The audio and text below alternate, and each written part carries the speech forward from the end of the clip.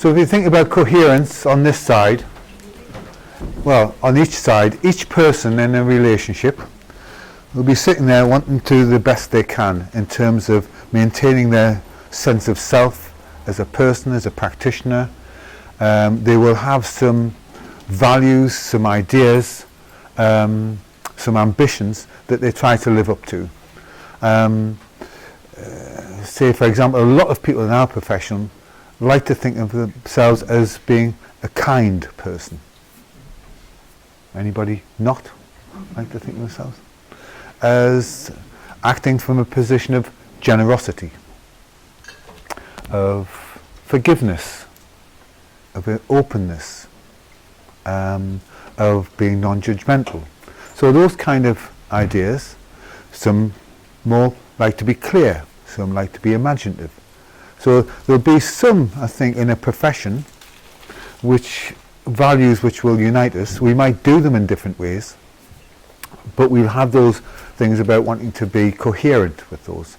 So whether we're in therapy or supervision, I'll be sitting here, or anyone sitting here will be thinking of how to act so as to manifest and live up to those values that you hold yourself to.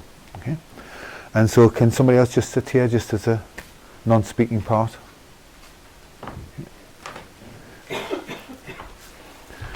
And so you will be sitting similarly, trying to act, and that's a self-reflexivity is part of necessary in order to maintain that coherence. What am I saying? What am I doing? How am I acting towards the other in a way that leads me to feel I'm doing okay in terms of my values and my ambitions and my so on and so forth.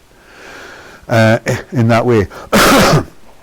And I think in supervision, live supervision, when you're experimenting with something, the experimentation can lead you to, if your boundaries are being pushed, that you're acting in ways which it doesn't feel comfortable, but you do want to extend your repertoire. If you want to extend your repertoire, you do have to. Barry Mason, have you heard of him? Probably not. Barry and I are very good friends and teach together. And in fact, when somebody from down here did our supervision course in Birmingham, and I came down to do her site visit, and this woman in the team was saying, well, yes, as Burnham says, and so and so and so, and Burnham says this and Burnham says that. I thought it was a bit odd that, but And then she turned to me. She said, "I'm sorry, Barry. I do like some of your ideas as well."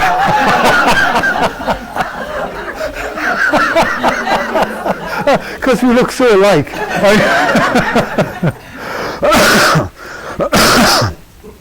But as Barry says, he's sort of about leaning into your discomfort.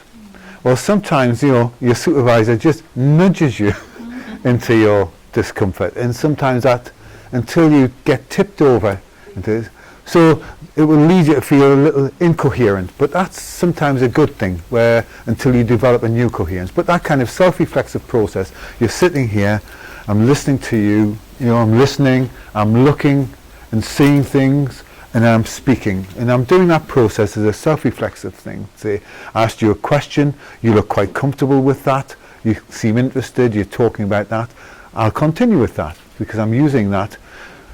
You asked you a question, you look a bit, in a way that I regard, that could be pensive, that could be thoughtful, or that could be uncomfortable. I don't like to make people uncomfortable. So I'll switch the subject. Or you look intriguing, discomfort can be helpful, so I will continue with that. All of this kind of stuff is going on as you're sitting. And it's almost like you're sitting here bodily, and then, so my body is still there, but you're having conversations with yourself. You're kind of saying, oh, you're doing quite good, John, you might make something of this, keep on going, Or you might hear another voice, from significant relationships saying, I knew you would never be able to do this. When are you going to get a real job, instead of just this talking job, things like this. It was interesting when I come from a working class background, and when I went home and to Newcastle and was sitting in the clubs with my dad and his friends and that, the same thing every single time. they call me Jackie at home, and I found out I was called John when I went to school. And I thought, oh, somebody with the same second name as me. And so they would always get me hand and say, let's have a look at your hands, Jack. And I'd go, nice smooth hands then. Nice smooth hands, you know. And I'd say, yeah, you should see the blisters on my backside though. So you'll have different voices, different influences. You know, if you make a mistake, if you have a critical voice sometimes, it comes in. That's a kind of a self-reflexive process. It's not always, it's sometimes a pleasant, encouraging, liberating experience. Sometimes it's punitive or restraining. Those kind of things as you're sitting here. And you are not aware of that. You might see me gesture or move or look comfortable like I was on there, sitting down like that, but you can have some clues, like I have clues about you, but we'll both be, you might be sitting there thinking, I hope I'm giving him the answers he's after.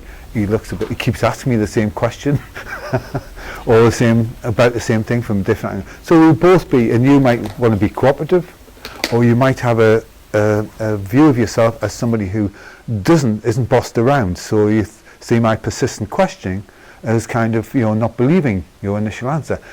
All of those things are going on separately in that way, but we're both trying to live up to what we see ourselves as being coherent. You might say, I'm no pushover.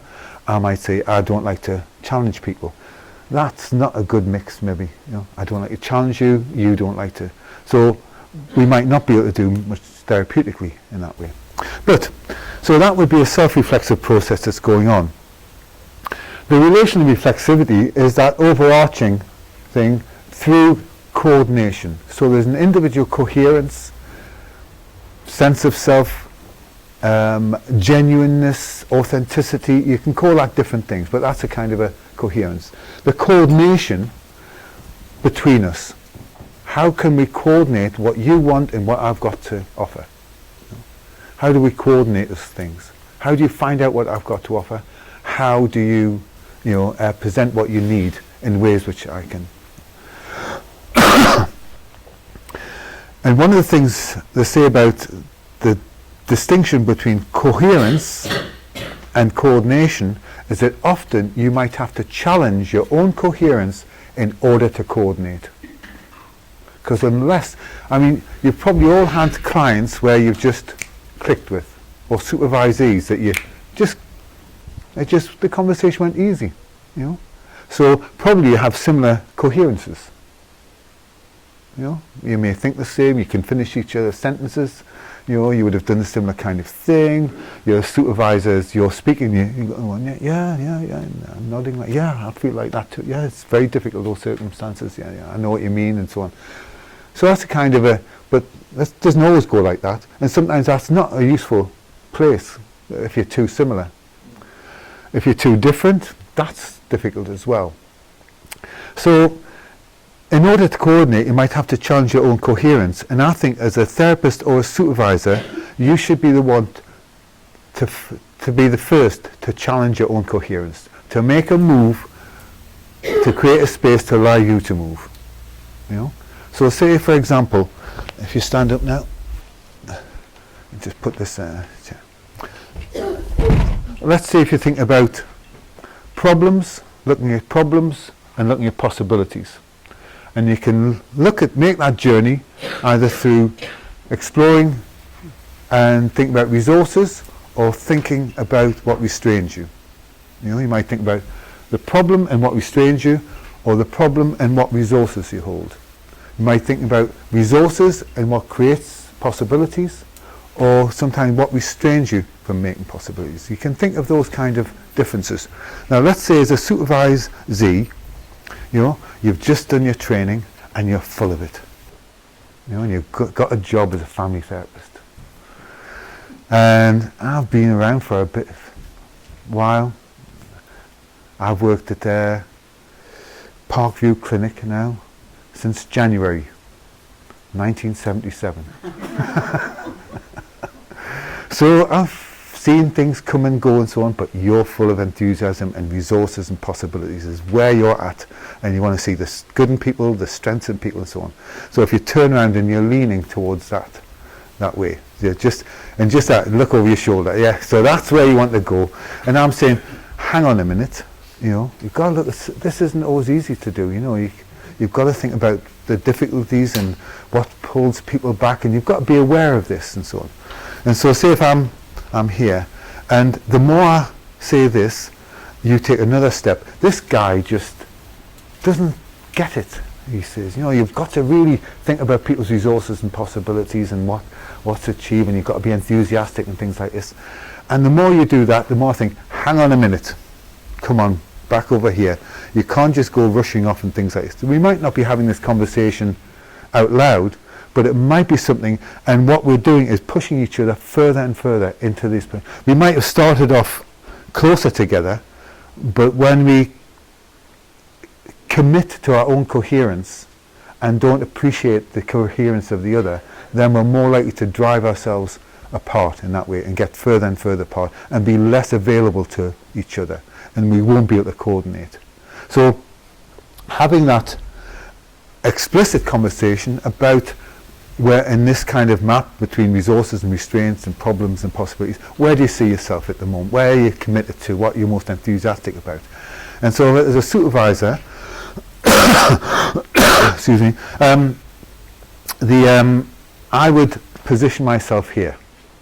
I would go with you to begin with. Let's look at that first, but from time to time, I'm going to remind you a bit about some of the problems that can come up with that. But I don't want to diminish your enthusiasm. And I think that thing, what's fine, as I've gone on and got older and had more experience, people come in and they talk about doing this thing, and I might recognise it from something we did a long time ago, and didn't work so well or something. And I would point that out. And I think that was a big mistake. It didn't kill an idea, necessarily. It killed enthusiasm. And I think if you kill the enthusiasm that people have, I think then all the good ideas and practices in the world, you've got to have some enthusiasm, I think, for the work that you do, some commitment in that way. So I would go with you, and so I'd be alongside you here, but just in order to do this, let's think about what might get in the way of this before we do this. But this is the direction you want to go.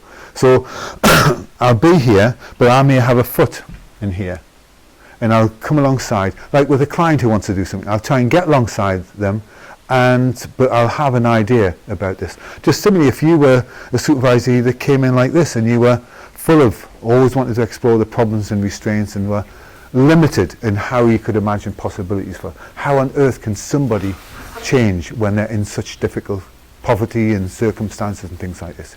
So I'd want to get alongside here and look to that direction with them, but alongside, and then we might take a step, and then I say sometimes, we've talked about this, but let's walk over here. Let's imagine that there were possibilities. If we come over here, and we might be doing this physically sometimes, because that physical movement can help people change intellectually and emotionally. So looking at this position, we've explored that. Now let's just take 10 minutes to think about this. And if he starts talking in that language, I say, oh, we're here. We're in this land now. This is the land that we talk about, and so on and so forth. So how to coordinate means orienting yourself in various ways to the coherence of the other, whatever that is. That could be in social graces, gender, race, religion, age, ability, class, culture, ethnicity, and so on. I've now added on social graces, I've added the final letter. That's it. It's a final S, right? And that stands for something else that we haven't thought of yet. Because people say, what about politics? I thought, well, the P doesn't fit in, does it? But you can have that now. Something else, politics. Something else, so protest. You can do that. So that's what would be how to coordinate. And I think the person with the most perceived amount of power should make the first move, I think, in order to open that space. Generally speaking. Okay, thank you very much. Okay, so just those in pairs. Oh, sorry, just that last bit. So that coherence and coordination, they sound quite sensible. You can explain them, define them. You can think about practices that you can go through to create that. But the third thing is mystery. And Barnett Pearce describes it. Mystery reminds us that the human condition is more than any of the particular stories that make it coherent, or any of the particular patterns of coordination that construct the events and objects of the social order. So no matter how aware you are of your own coherence and your beliefs and your values and so on, or how well you plan the coordination with people, there'll always be something that should go well and doesn't. That should go well and doesn't, that shouldn't go well and does. You know, that thing with the taking the orthotic inserts out of my, you know, I've never done that before, and I've not done it since. You know, but I've done other daft things, you know, that have proved just to be daft. You know, I've done other daft things that have turned out quite well. One of the things that people say, it humanizes the therapist.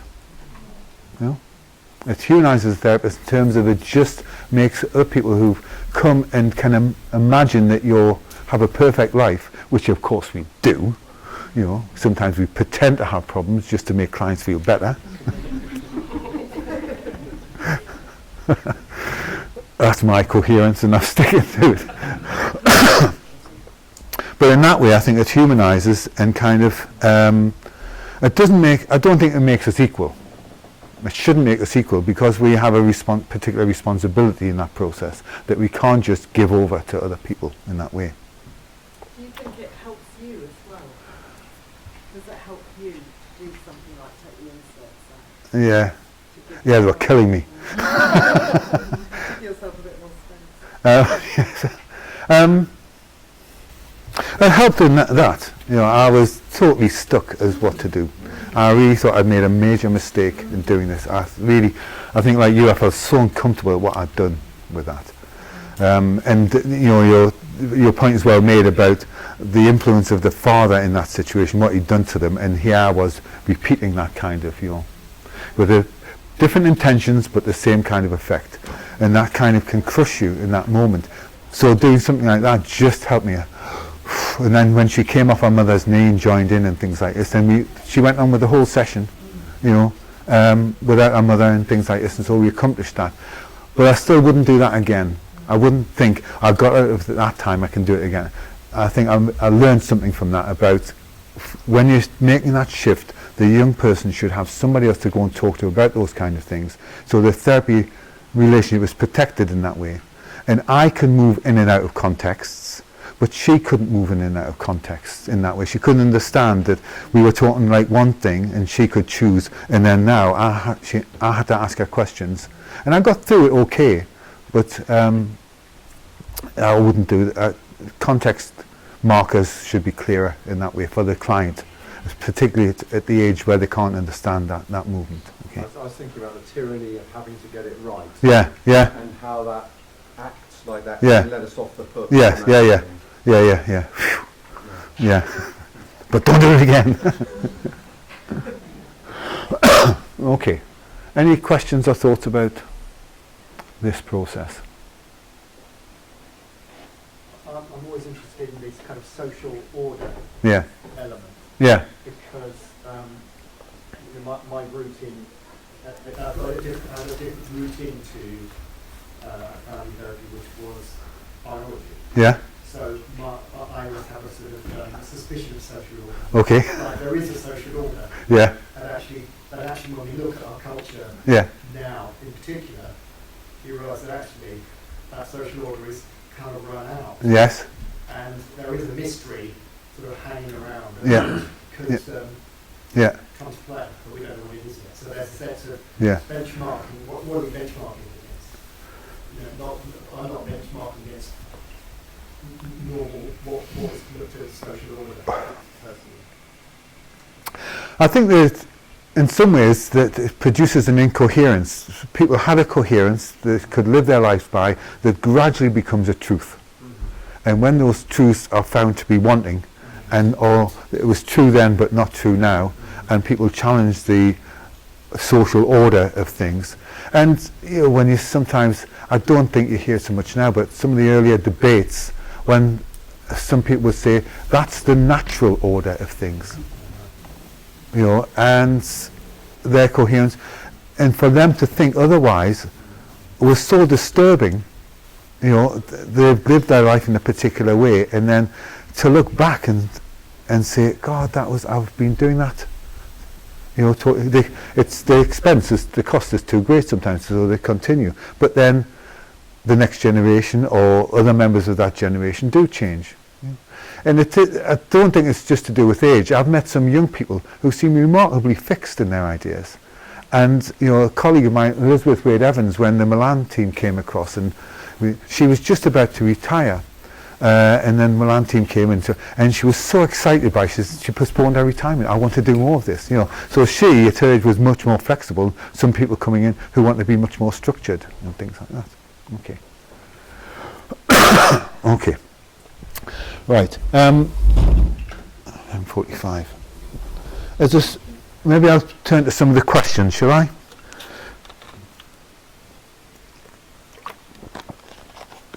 This is John. Where do you get your shirt from? I think it's really nice. Yeah, okay. Yeah. See me after.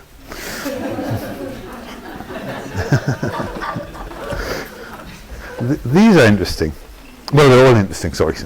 But I don't think I've been asked these before. When is reflexivity not the best idea? Has there ever been a situation in which reflexivity has proved unhelpful? Well, I think those are very interesting questions. And when I first heard it, I thought, no. And then I thought about it. Yes. And I think that in the original paper on reflexivity and the coordinated management of meaning, there was a third author, Pierce, Cronin, and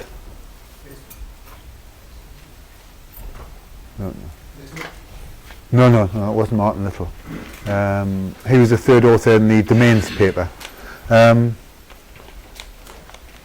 Anyway, he came to London, and what he talked about was reflexive spaghetti. He says you can become so reflexive, then you lose a sense and are unable to act.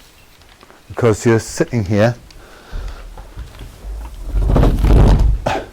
and you're having, I could do this, I could do that, but if I do that, then what about this? A man asking a woman that question, an older man asking a younger man that question, things like this, and you get yourself just, and spaghetti slippery as well, isn't it? Especially the Heinz stuff, I don't know how people get that into your mouth and it stays there. So that kind of thing can happen in your mind where you become so reflexive. And I've experienced some students who've really got into some emotional distress about it. And I say, okay, we're just going to decide to do that. There are many do. Just follow that. 1, 2, 3. Do that today. Tomorrow may be something different, but right now, let's just stick to that. We know there are other plans, we know there are other sequences, but sometimes people who are always referring to other theories, you're not available to do the work in front of you. So that, I think that's good, that reflexive spaghetti. When is it not the best idea? But I wonder if that's a kind of different order of reflexivity when you think, I'm just thinking too much here. It's a reflexivity that pulls you out of that kind of spaghetti and says, just act. Or is it in those moments when you can't pull yourself out that that's what a supervisor can do? Just choose one. The some of the things I've done as a supervisor, I don't know if you have this experience, but sometimes supervisees get the impression that the supervisor has the best idea. 4 nods, yeah. It's nice to think that. And so in a group supervision or a team supervision, you might find that if you withhold as a supervisor ideas, people are waiting for you to say something, okay, and then if you say something, that's the line that may be followed and so on, because I think maybe that's the right idea. So I created this phrase called withholding.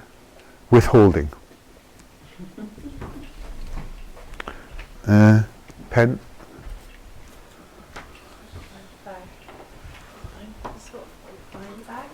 Oh yeah, yeah. Who put it there?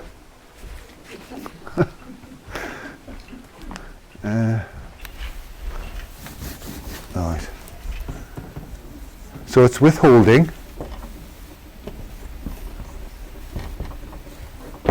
Okay, or one word, with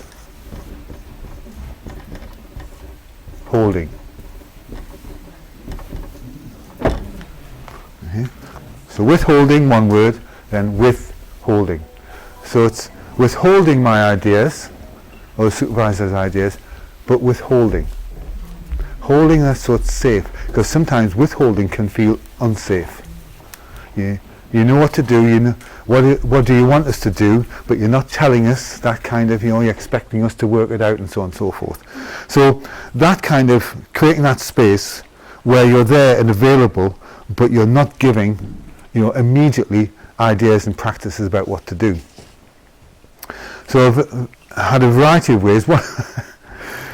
One way I did this was to, I sat when the session was going on, or when the group supervision was going on, and I wrote down some ideas, and the group saw me doing that, and 3 or 4 ideas not. Then I put them into an envelope, and I said, okay, I'm going to leave the room now, put the envelope down on the desk, and so there's some of my ideas about what to do. You always ask what's right, sort of thing to do. I'm going to leave you. Now, you can leave that unopened and just discuss your ideas, and I'll come back and find out what your ideas. You can open it straight away and find out what my ideas are. You can, not open it at all. You can discuss your ideas and put those down and then open it and then compare and contrast. I'll leave that up to you. So you're not withholding in terms of ways, I'm just not going to tell you, I'm not going to share. You've shared, but it's their choice about how they relate that. And so you leave them for, 10 minutes or so, however long you've got, in order to make that choice. So you're present, but not present in that way. So it's withholding your ideas, but withholding and holding that space, not being punitively withholding, Or you've got to come up with your own ideas, and so on and so forth. Well, you want them to, but not to feel panicky about it. If they're in a panic, they're not likely to be able to think, but say, we can always open it if we want. And some groups have opened it straight away, the first time, and then the second time they play with it, and some people, and it's always a bit disappointing if you come back and it's totally unopened. So that's one way. Another way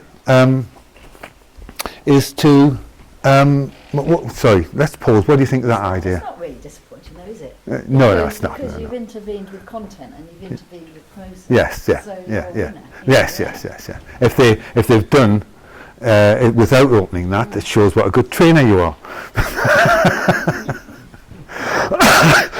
I was Yeah. thinking, John, about the not being able to have any communication Yeah, in yeah, the room, yeah. which is quite withholding, I think. Yeah. I don't know. I think Karen and Claire are both here. I don't know what they think about it. Yeah, But they have to ask me yeah, to come in most of the time. yeah, Which is obviously it'd be terrible if I would have that, wouldn't it? But, yeah. but it's much more conscious.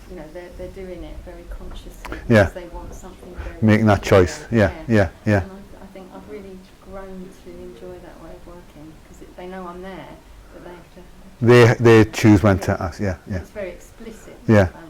Yeah. There was an interesting one at KCC when I worked there. It was live supervision with the group, and the sound was notoriously bad in room 1. And this day you couldn't hear anything. The sound had gone off, so we could just watch. And the trainer was getting very frustrated with it, saying, nothing ever works here, and the thing. And so that I looked through the screen, and they were even kind of pressing their ears up to the screen to try and hear, and so on. And I said, look, let's just stop trying to listen. We can't hear. Let's just stop trying to listen and let's watch, and say that, it seems like the therapists and the clients were getting on quite well. They don't seem to be, So I said, when we're going to leave it for the supervisee to come out, to choose that. And when they come out, you're not to mention that we can't hear. I don't want you to dump all of this stuff, this place, oh, we couldn't hear, tell us what was happening, and stuff like that. They seem to be getting. So when she came out, we said, why have you chosen to come out, and what is it you want from us? And she said, well, we've talked about this, and I'd like some questions to explore that. So we could just, okay, 1 or 2 questions, and she went back, and we never told her that until the end. And she said that was one of the best supervisions she's had, where if we'd had lots of ideas about what was going on, she would have come out and say, what about this and what about that, and the mother said this, and da-da-da-da-da, and we'd just focus on what her request was in that moment. She was getting on quite well, and that was because we were deprived of that level of talk, like you were kind of deprived of that. Really interesting. Yeah. You let people try and get to their own Yeah. conclusions Yeah, and ask yeah. some questions. Yeah. And then when they really need you, they'll say, I'm just gonna call Yeah. Yeah. Yeah. Yeah. I think similarly, and that is related to supervision, but now that I sometimes think about from originality to orthodoxy. And there's some things in any model of therapy, any model of supervision, there are things that emerges in originality. It goes against the social order. It strikes a blow for imagination and spontaneity and things like this. And then it drifts gradually towards orthodoxy. So I don't know, for whom he has the reflecting team as a supervisory way always been the case. That's what when you first came into this field, people were doing reflecting teams. Yeah. I was in the phase before that. And that phase is really criticised. For the expert, the therapist would go behind the screen, talk to the supervisor they would create a message, the therapist would go back in, there'd be a fanfare, the intervention, the team think, and then the family would go, and things like this. So that's sometimes how it's portrayed, and the reflecting team, because we're so much more equal now, and we come in, we're just sharing our ideas, and so on and so forth, and imagining and things like this, and sometimes we go on forever, and and get totally lost in our own epistemological meanderings and so on and so forth. And I'm thinking about reintroducing the old pattern, the sequence, but with a different way. Because in the current way now, that the reflecting team as an orthodoxy is done, and families never have a time to reflect. One therapist is talking to them, then another 3 or 4 come in and talk, then they go out and the therapist talks to them again about what they've been talking about and so on. No time do they get a chance to think about, because some of the questions we ask are very thought-provoking, very emotionally sort of moving. And so if, instead of saying, I'm going to talk to the team and we're going to come up with something, say, I'm going to leave you now to have a bit of a think about what we've been discussing, the questions and things like this. And you have a chat amongst yourselves or talk amongst yourselves. And I'm going to go and talk to my colleagues and we'll compare the different kind of thoughts. Now I think that was part of what used to happen, but it was not how it's portrayed. Suddenly the reflecting team became the thing, and that was bad. It's it's theoretical ageism. It's thinking anything that was, where the ink's dry on the paper is out of date. Okay. Or incidentally, if you're wondering what's next, transmaterial worlding. Yeah. Have you heard of that yet? Yes, we just heard it. You just heard it now. have you heard of it before? Transmaterial worlding. Yeah. But that's another workshop. No, Gail Steinman in the Bedfordshire University winter school, that's the title, Transmaterial Worlding. But as I understand it, it's when you take in the construction business or the design and so on, where you take a material that's been used in one way and for one purpose, and somehow you transfer that material, transmaterial, into a different context. And in so you're worlding, you're creating a world. It's not like the world is like this. In worlding, you're making a different kind of thing by using something that was regarded as for one thing, for another. And I think lots of inventions have come across like that and so on. And was it necessity is the mother invention? And lots of things have been, but now we have a proper title for it. Yeah. Okay. Recycling, yeah. It could be recycling, yeah. But it could be that it's not finished in that, but you can use it in for something else as well. But it's not obsolete, but it could be used for two different purposes. Well, it's like you see in restaurants now. Who would believe at one time you would have the pipework exposed as an art form? So that's material that would have been hidden, and now people make and they take the plaster off the walls and expose the brick. At one time that would have been awful to think about that. So those kind of, and it shifts. It's a different social order in a way. Okay, right.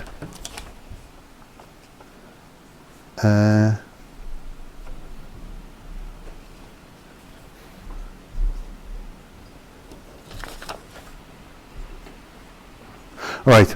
How can you encourage reflexivity in individuals who aren't able to engage in the process? Okay. Some supervisees, some people are more inclined to talk about thoughts and action, less about themselves and thoughts like this. Okay, so I think we're all in that. We've all got our favourite pieces, haven't we?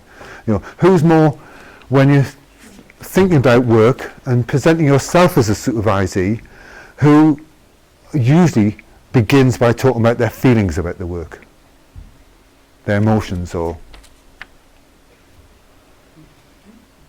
just hands, sorry.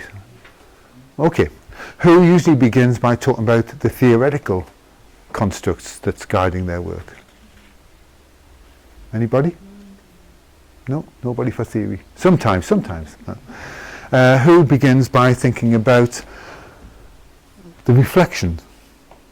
Reflecting on what they've done and what they feel. Who moves to that position or begins in that position? Okay. Who begins by thinking about what they're going to do? I'm in a stuck situation, what will I do next? Okay. So different people start at different ways, and there's nothing wrong with that. Where you start shouldn't be necessarily how you finish. And one of the ways to introduce difference is, would somebody just come and sit? Is it warm? It's getting warm in here, isn't it? Is it just me moving around, or is it getting warmer and warmer?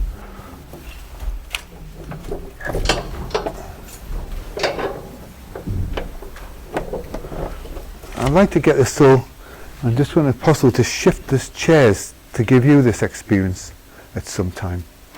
Do you think we can shuffle, or will we have to wait for this afternoon? Okay.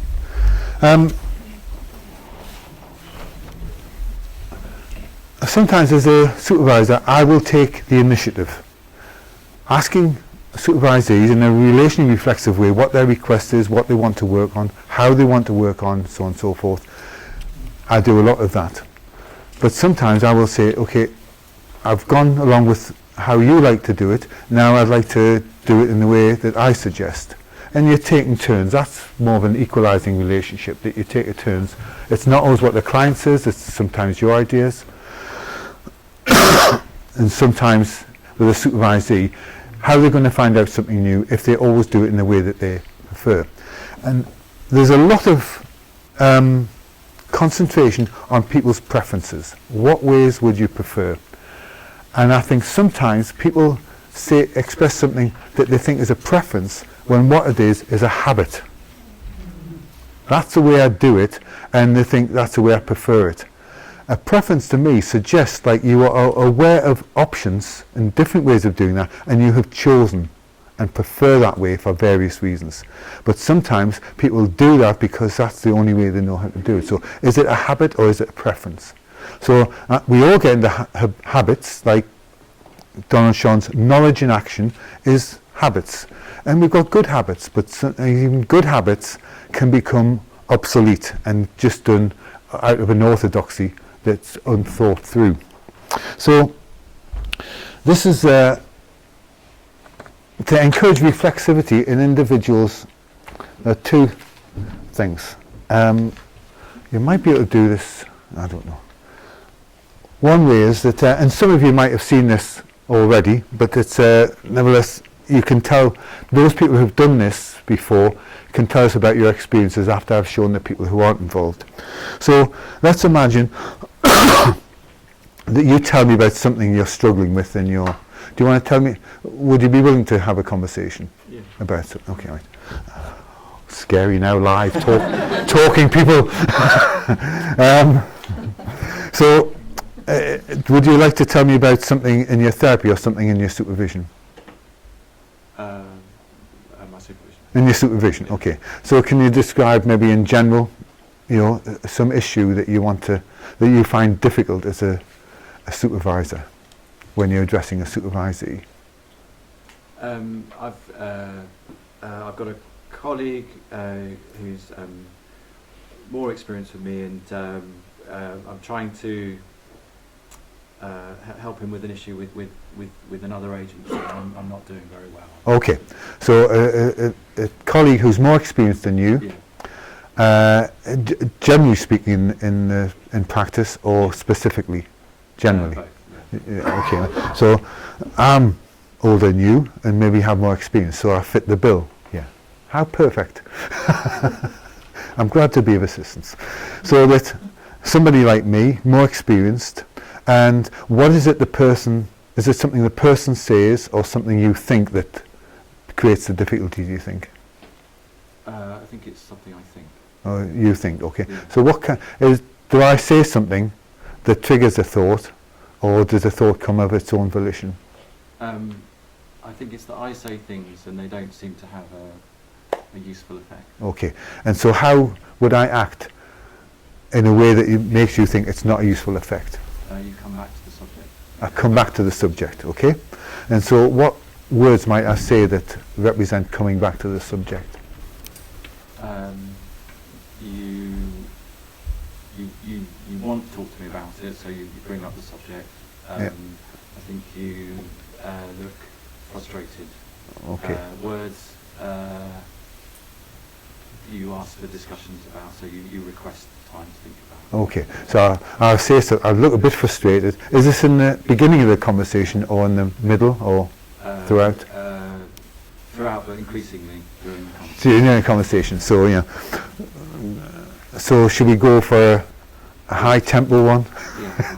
And I'll say something like, well, can we get back to discussing X? Is that something like that? Yeah. Am I looking frustrated enough? At the moment, yeah. Yeah, okay, right. So I'm just going to play that part. Yeah. And I'm going to try you to step outside your comfort zone, your coherence in some ways, and just experiment with responding to this. You may have a variety of responses that you use, but I'm just going to express frustration, say, oh, well, can we get back to discussing that, the issue, that's important. And I want you to just say something, respond to that in a way that's outside your comfort zone, what you've said before, and we're safe in here, there's just you and me, there's nobody else. No. Right, okay. Right. What? Okay. Right, so if you get up and walk around the chair, and I'm just going to say the same thing again, and you can't say that, you have to think of something else. Well, can we just get back to discussing the issue again? How are we going to do that in a way that's going to be useful? Okay, and again. Well, can we just get back to discussing the issue again? When we do that, I feel like I'm not being helpful to you. That's how it feels. Is that how you feel? Okay. Yeah. Walk the other way, because you might get a different idea. Or can we just get back to discussing the issue again? I think we've discussed it now.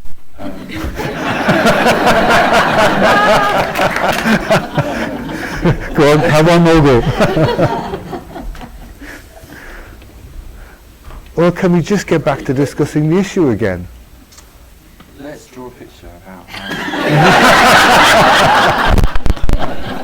Brilliant. If you just wait there, we'll take some comments or questions about that exercise. Okay.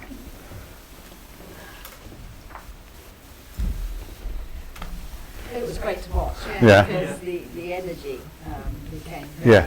different. Yeah. So I think what I was struck about is that you were in relationship with the struckness and the person, but Mm. getting up and walking around Yeah. the chair, you've Yeah. got to be much more, much more unrelational. Yeah, yeah, really, yeah, and yeah, yeah, therefore, yeah.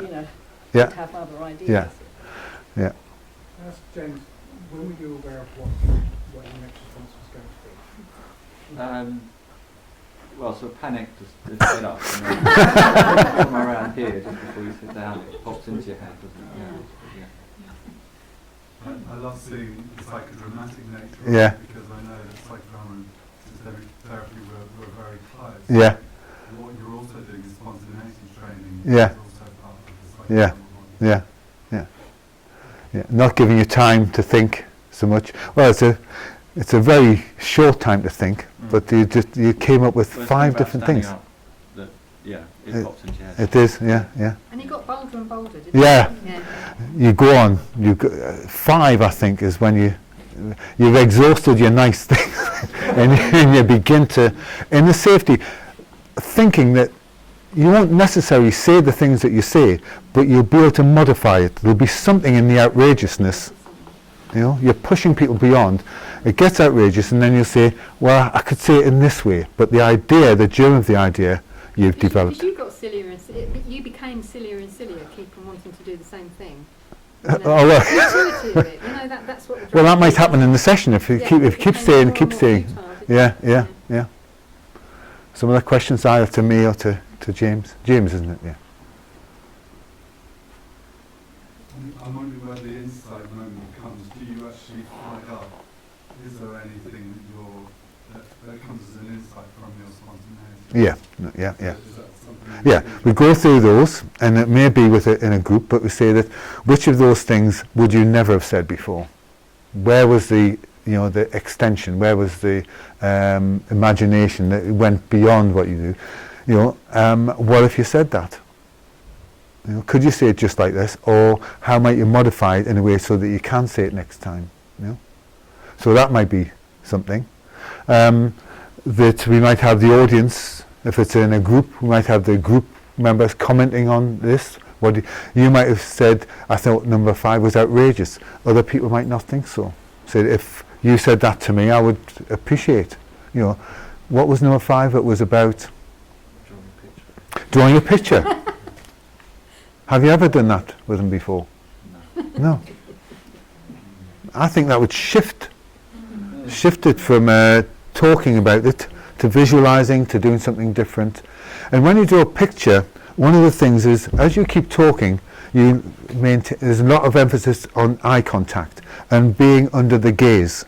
Now, if you're under the gaze of this person that you experience as an experienced gaze, and that you feel kind of under some pressure from that, drawing, you break eye contact and something different can happen. And the drawing comes literally in the space between you. And he or she might be showing something that's different and might lead you to have a different understanding of the issue, so that you feel more able to, or you contribute towards the drawing. But that would break that gaze and allow each of you to be able to do something different or to reflect differently in that way. Would you now feel bold enough to say, would you be able to go back and tell the person that you did this exercise? This is another way I would encourage you, go back and just say, I did this exercise, I was wondering about whether I was being helpful to you or not, we did this. And these are 5 things I came up with, starting from no to drawing a picture, and these things in between. Which one of those do you think might be most useful in our conversation? To be transparent about this process. Yeah. You could imagine. Yeah. Could you be reflecting about how much risk does feel okay? Yeah. It feels risky. Yes. Yeah. Yeah. Yeah. Yeah.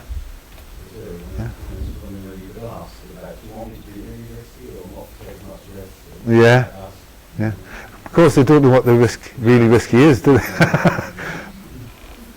But I mean, you take that, but the walking round is when you talked about reflection and action. This gives you something. It's a short space, but it does something, I think, neurologically. I don't know what that is, but it just gives you a moment to reflect in action. And then if you do this, practice this, then I think it's developing your reflexivity. You'll be able to do this walking around in your head. You won't necessarily need to get up and walk around. And that will be developing that self-reflexivity. You'll have done this before, you might cast your mind back to this, and as you're sitting listening, you might cut off from listening and start doing that in a way. And we did this with one trainee who was going into the room, and she was talking to, it was a particular mom who talked a lot and things like this and so on, and as the mom was talking a lot, the therapist got up in the session and walked around the chair. And I was thinking, no! Didn't mean that. And the mother said, what are you doing? And she said, well, before you came, we were practicing about when I couldn't think what to say and so on, I get up and walk around the chair, and something different comes to my mind. And the mother said, has it? And she said, yes. So and so and so and so. And just to walk around the chair broke that process. And then, as the session went on, the mother got up and walked around her chair. And the mother said, it works. I didn't know what to say to my daughter, but I've thought of something different now. And so that became, from something that I would not have, I thought I didn't have to say, don't do it in the room. This is just for practice. But why not? Why not? And it just introduces something interesting, people's curiosity. Because Chikeen wrote about arousing curiosity in the mind of the therapist. Well, I think you want to arouse curiosity in the mind of your clients. And if you always do the same thing in the same way, then that kind of doesn't arouse curiosity, and curiosity stimulates self-reflexivity in a way. When you're curious, maybe that's because you've become self-reflexive, and curiosity helps you to be. And I'm talking about relational curiosity, of course. Okay. How was that? Yeah, it was useful. There is something about moving, I think. Yeah. And I'm a bit aware some people in the room might know this colleague, and I suppose I'm a bit who wants to say that, we get on quite well, really. Yeah. So I hope that's that sort of spirit. Oh, yes. I think what I might do is say to him, I've done this exercise here, and and these are the ideas that came out of it. I think it, Yes, it's not, because I honed it down just to something that was said that triggered that for you. The thing I said was no, wasn't it? That sort of freed me up to say that stuff. Yeah. But there's a bit of me wants to, please no, I don't want to. But, so I think now I had to say that. Maybe I felt like I need to say that in order to then free myself up. No, I'm not going to do that. I'm going to do something else, Let's do it differently. Yeah. You might even ask him to walk around the chair. Yeah. When you say that, when you find yourself saying, let's get just back to the issue, walk around and say, what is the issue? Yeah. I think that's enable, yeah. Or you could do synchronized walking around. You could walk around at the same time. Just go for a walk. He'd love all this. Yeah. So it's not for, it's looking at that kind of relational stuckness that happens, something that they say that triggers you, something that you're saying that triggers that, and so on and so forth. And for you both to be able to step outside it, creates that self-reflexivity can create a relational reflexivity where you both examine and explore that relationship. Okay. I'll tell you, let's just, what time is it? Let's do it the other way around. Right? So I'll present something to you, and I think it's about reflexivity, to reverse roles, in all sorts of circumstances, with clients, with, I'm trying to think of something I get stuck with, and I'll just make something up. So.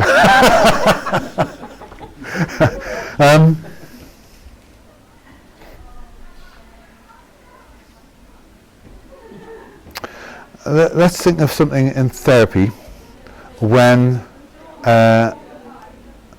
somebody says something like, I just don't know how to answer that question. Now, I've asked a question, and people say, I just don't know how to answer that question. Okay. So I'm going to ask that and you're going to get up and walk around? Yeah, yeah. Okay, all right. So John, I just don't know how to answer that question you just asked. Give it a go. Okay? John, oh, you've got to... Oh yeah, that's right, yeah. Don't know how to do my own exercise. I don't know how to answer that question. I don't think I would know how to answer that question if I was asked it either.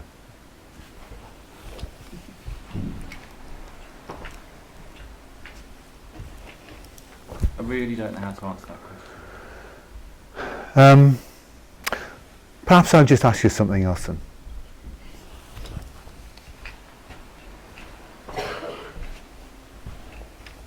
I don't know how to answer that question. I think you do.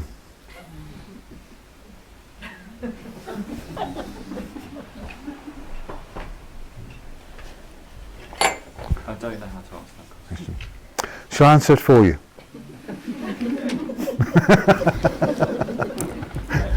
So I haven't asked 2 or 3 of those, 1 or 2 may be familiar, but it's interesting what it kind of does to you. Okay, I think it's nearly break time, so just any